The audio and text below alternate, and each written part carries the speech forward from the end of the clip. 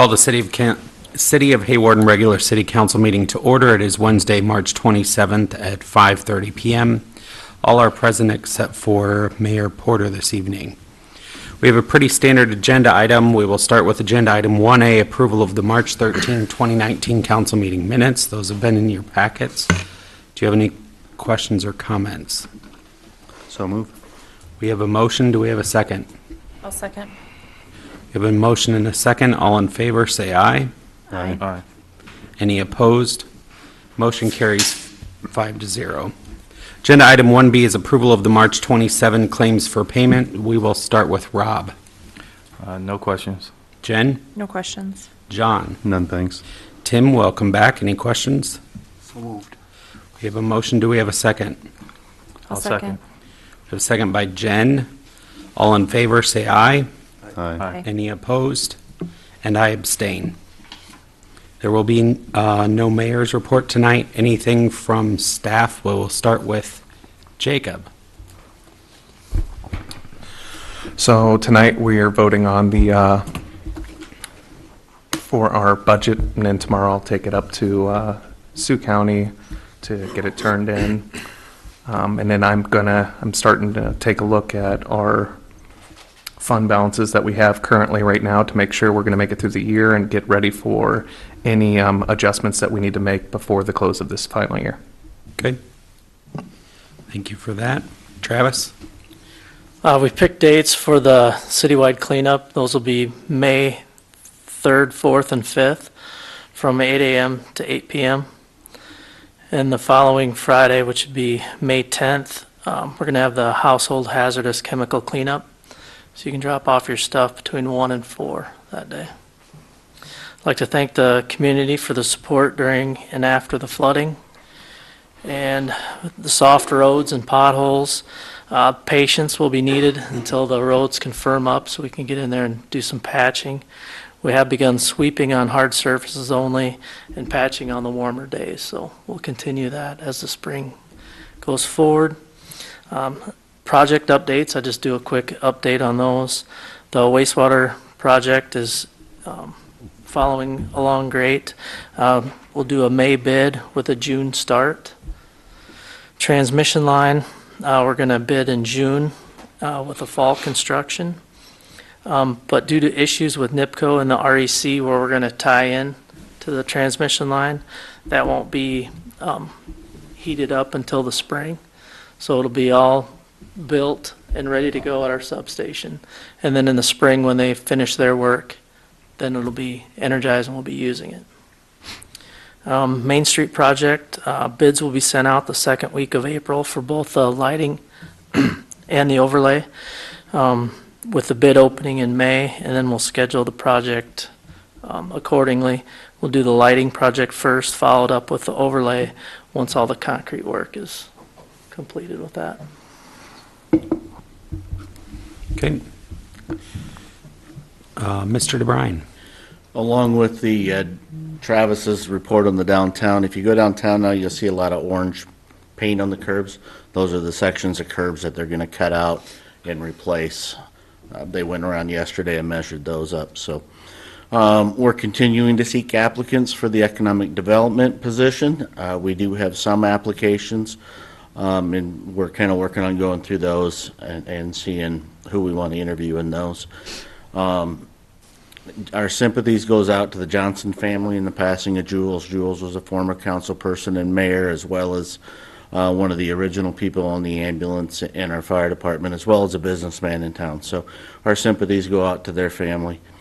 And then next month, we'll probably be looking at cable rates. Right now, we're trying to figure out exactly where we are on those, but we might have to make some adjustments. So that'll be coming up. Okay. Mr. Pickner. Nothing to report. Okay. Corey? I just got a couple things. One, spring's coming, and or it's here. We've been seeing a lot of dogs at large, so if you do have pets, make sure you make sure they're tied up or housed properly so they're not at large. We've taken, I think, 6 to the pound already just since spring hit, and we keep getting reports of more of them out running around. So avoid having to pay to get it out of the pound.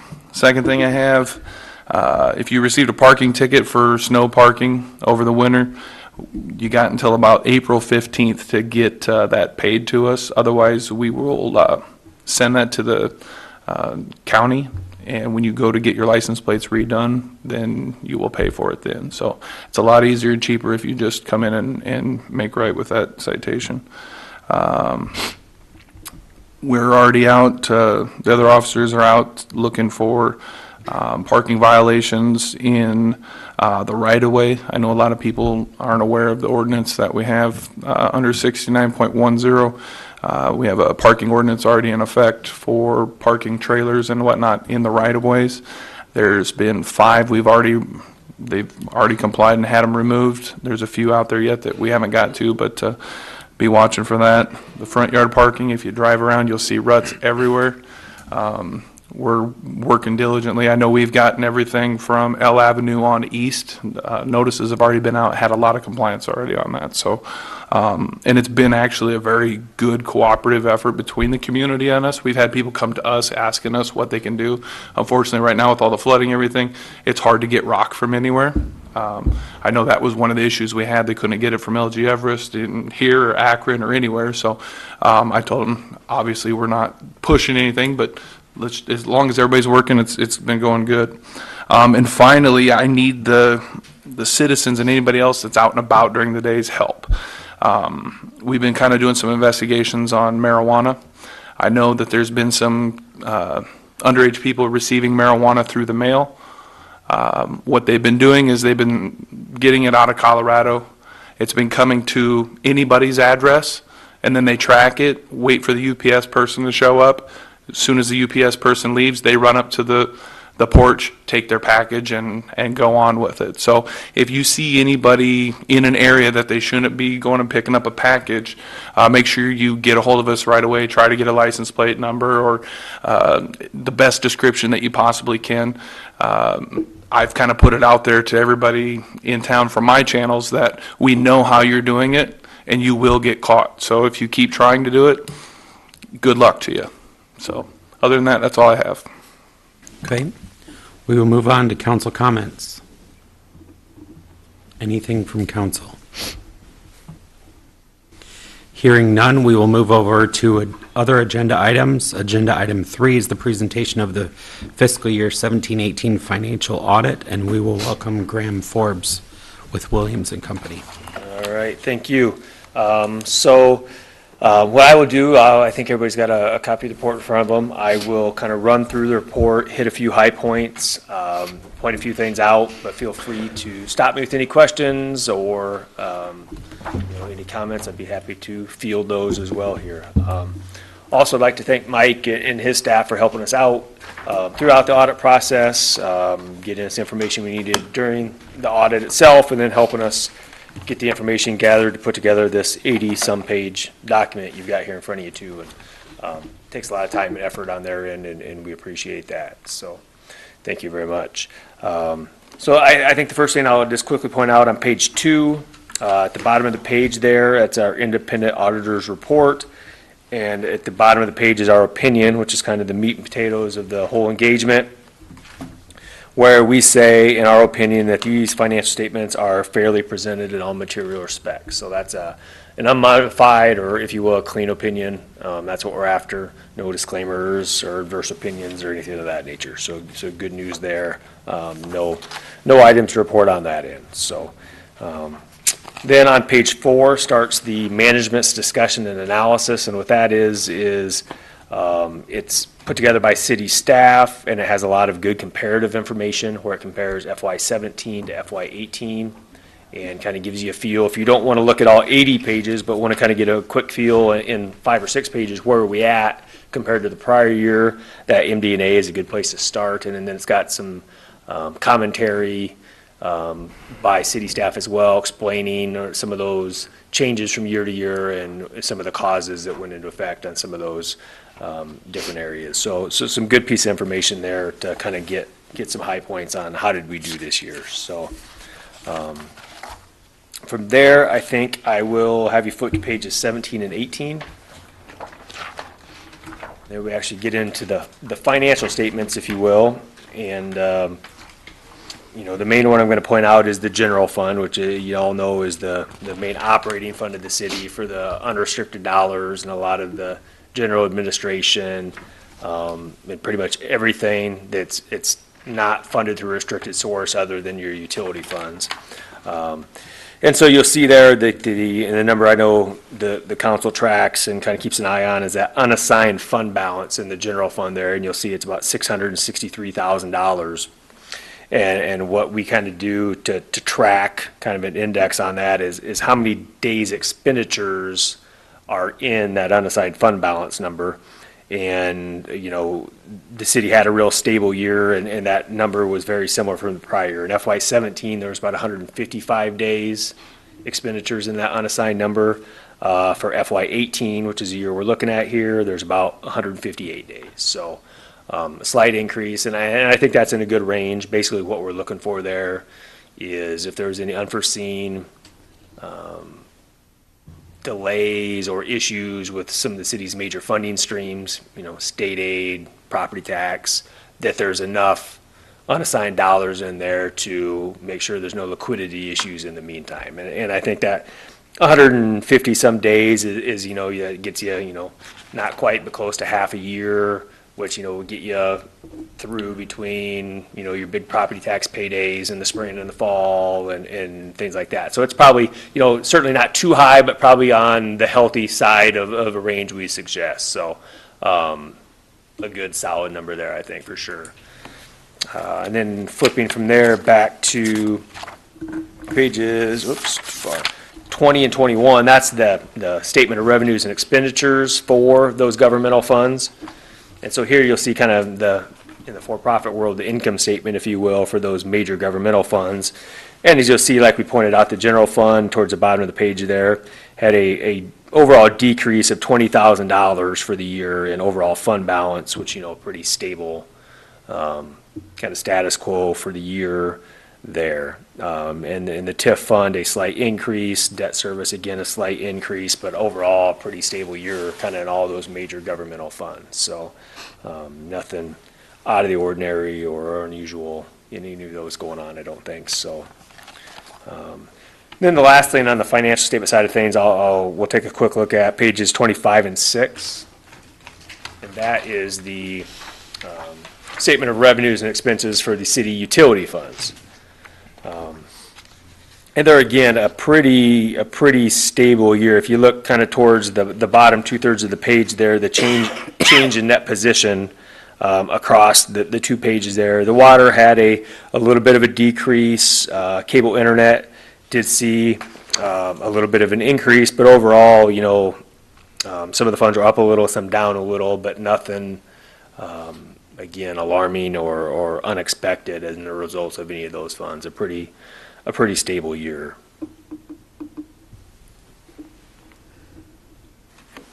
From there, then, get into a lot more detailed statements, and then on page 33 are the notes start, and I'm not going to dive into those, but the notes, there's a lot of detailed information on city accounting policies, procedure, a lot of detailed information on outstanding debt of the city, maturity schedules, interest rates with that debt, and then a large quantity of information concerning some of the various other post-employment benefit and net pension liabilities the city has, and I think 3 pages each on the actuarial assumptions that go into those, and a lot of other pretty deep minutia on those calculations. So if you're looking to really drill into any one area, there's a lot of information in those notes, but it's a lot deeper in the weeds than I'm going to get right now for what you have. But unless you'd have some questions, I'd be happy to go to dive in, but otherwise I think I'll just kind of leave it at that with the notes. Following the notes, I think 1 or 2 areas I'll point out on, let's see, page 64 and 65 is the budgetary comparison schedule where, like it sounds, we'll take the final budget for the year and if amended, reflect those adjustments as well, and then compare that to the actual results or outcome for the year for the overall budgeting entity, which does include the city hospital.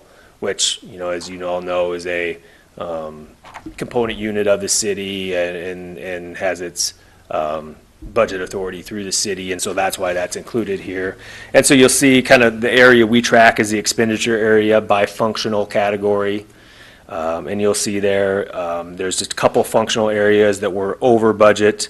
One in the debt service function with just a very small overage, and then the business type activities area, there was a significant overage. I think that was by a little bit of an oversight on the hospital budget with the way they did some of their reporting and results on the budget. But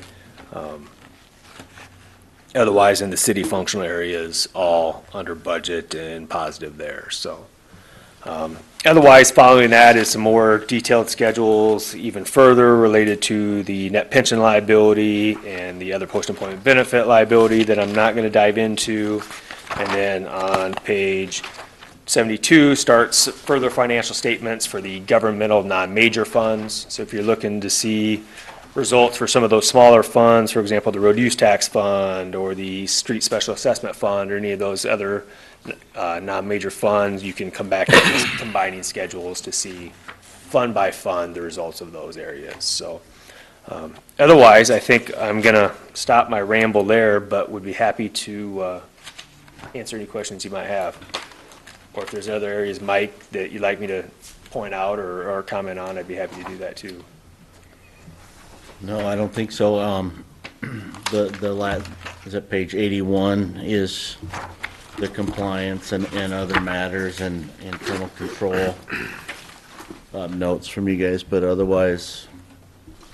Yeah, so I can quickly just touch on that. So as it notes there in that letter, and then following that on page 83, it kind of is the detailed note of that compliance finding.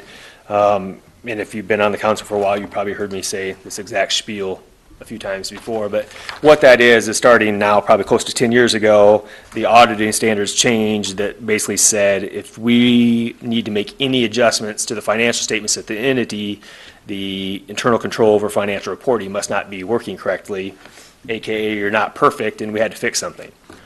Which when that standard came into play, from then on, probably in 97% of the audits we issue, you see this finding because not a lot of people are perfect. So there's a little bit of materiality that goes into that, but it really doesn't matter if you have one entry or 100 entries, you're going to see a similar finding. So we've been working through a few things with some software issues and a few things over the years, and we've got more than one entry, but I think the city's working to get and has gained ground in that area, and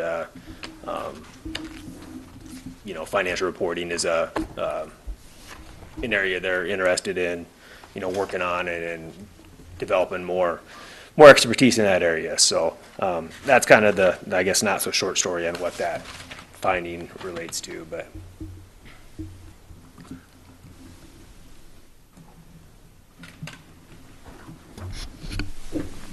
Anything else? Any questions for Graham?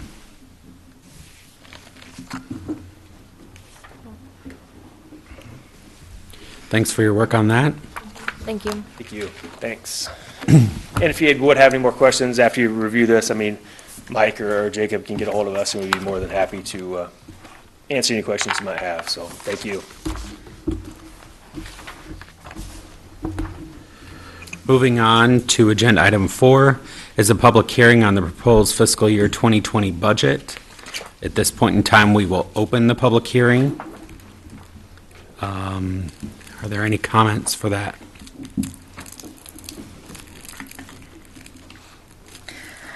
I'm Lori Gillen, Library Director. I just wanted to take this time to thank the City Council and City Administration for their hard work on the budget this year. The library is always grateful for the funding we receive, and we strive to use it to enhance our offerings and keep the library vibrant in the community.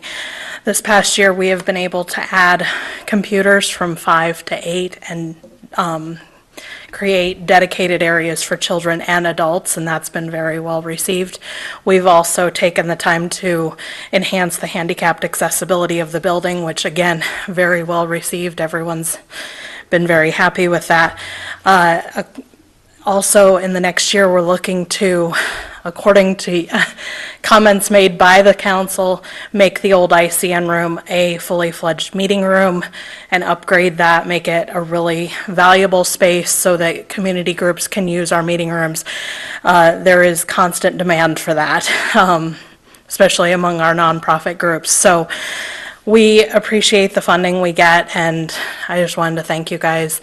As always, if you have any questions or comments, I'm always welcome to hear them, and I encourage you to stop by and see what we've been doing over at the library. Thanks. Thanks for those comments.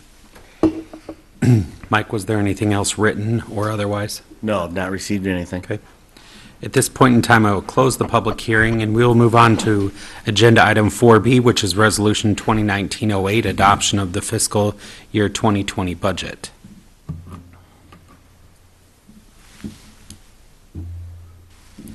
Any comments from council? Hearing none, I would entertain a motion. So moved. We have a motion by Tim. Do we have a second? Second. Second by John. Roll call vote, please. Feldhager. Aye. Girth. Foggy. Aye. Olson. Aye. Bergsma. Aye. That motion carries 5-0. Agenda item 5A is a public hearing regarding the final disposition of public real property. At this point, we will open the public hearing. Are there any comments on that? Anything written or otherwise? No. Hearing none, we will close the public hearing and move to agenda item 5B, Resolution 2019-09, authorizing the final disposition of real estate. Any comments from council? So moved. We have a motion. Do we have a second? I'll second. Second by Jen. Roll call vote, please. Olson. Aye. Clocky. Aye. Girth. Bergsma. Aye. Feldhager. Aye. Motion carries 5-0. Agenda item 6A is a public hearing on proposed amendment for the consolidation of the Hawarden Urban Renewal Area. At this point in time, I will open the public hearing and also pass to Mike for explanation. What this is we got to amend our urban renewal area in order to use TIF dollars for the downtown revitalization to pay back. We're going to internally borrow from electric and then make those payments through our TIF dollars in our urban renewal area. Every time we take on a new project, we have to amend our urban renewal area to include this project. So that's what we're doing. Okay, any comments on that? At this time, I will close the public hearing. 6B is Resolution 2019-10 to approve the Urban Renewal Plan Amendment for the consolidated Hawarden Urban Renewal Area. Any comments on that from council? So moved. We have a motion by John. Do we have a second? I'll second. Second by Jen. Roll call vote, please. Girth. Bergsma. Aye. Olson. Aye. Feldhager. Aye. Clocky. Aye. Motion carries 5-0. Agenda 7 is the approval of the fiscal sponsorship for Hawarden Chamber of Commerce Events Committee for a Hawarden Community Foundation grant request. Mike? What these next three will involve is they're all applying to the Hawarden Community Foundation. Since they're not official 501c3 or government entities, they have to have a fiscal sponsor in which we will serve as the fiscal sponsor upon your approval. So basically, they will get awarded the grant. The funds will come through us and go out through us. And but the funding of the projects will be through grant funds and whatever match that these groups had. Okay. I would entertain a motion. So moved. We have a motion by Tim. Do we have a second? I'll second it. All in favor, say aye. Aye. Any opposed? Motion carries 5-0. Agenda item 8 is the approval of the fiscal sponsorship for Downtown Holiday Lighting Committee for the Hawarden Community Foundation request. This would be similar to the one above it. I would entertain a motion. So moved. We have a motion by Tim. Do we have a second? Second. Second by Jen. All in favor, say aye. Aye. Any opposed? Motion carries. Agenda item 9 is the approval of the fiscal sponsorship for the Parks and Rec Committee for the Hawarden Community Foundation grant. I would entertain a motion. So moved. We have a motion by Tim, a second I'll second. by Rob. All in favor, say aye. Aye. Any opposed? Motion carries. The next Hawarden City Council meeting is April 10. If there's no other business, I would entertain a motion to adjourn. So moved. We have a motion. Do we have a second? Second. Second by Jen. All in favor, say aye. Aye. Any opposed? We are adjourned.